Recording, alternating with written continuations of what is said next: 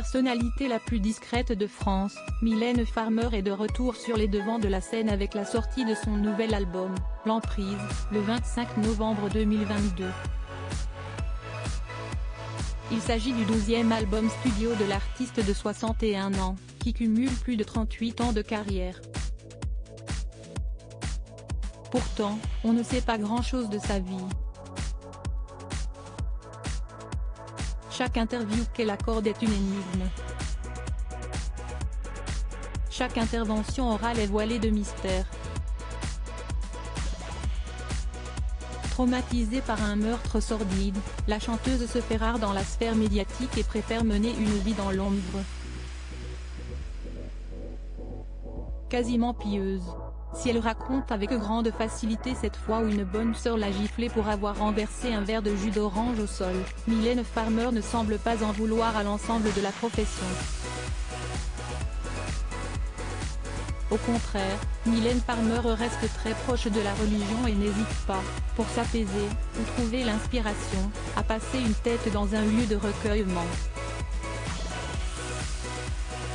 Je pense souvent à la vie de Padre Pio, je lis la vie de Sainte Thérèse d'Avila ou de Sainte Thérèse de Lisieux, raconte-t-elle dans les colonnes du journal du dimanche. J'aime entrer dans des églises, qu'elles soient petites ou grandes, parce que si est un lieu apaisant, tout simplement. L'odeur de l'encens est divine. Je refuse de me projeter figée dans le temps. Mylène Farmer a toutefois baptisé sa nouvelle tournée Nevermore, que l'on pourrait traduire plus jamais.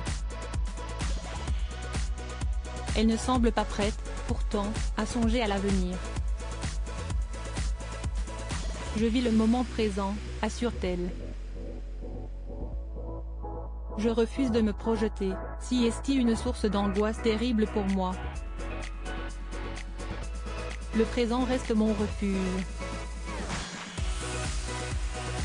Quand elle songe à la finalité de la vie, elle est obligée, néanmoins, de se rapprocher de tous ceux qui luttent actuellement pour le droit de mourir dans la dignité. Je suis depuis très longtemps sensible à ce sujet, confirme-t-elle. Il y a quelques années, j'ai rencontré Marie de Henzel, femme incroyable, dévouée à ces personnes qui ont tant besoin d'être soutenues et accompagnées. Alors oui, demander qu'on assiste ma fin de vie est ce que je souhaiterais pour moi.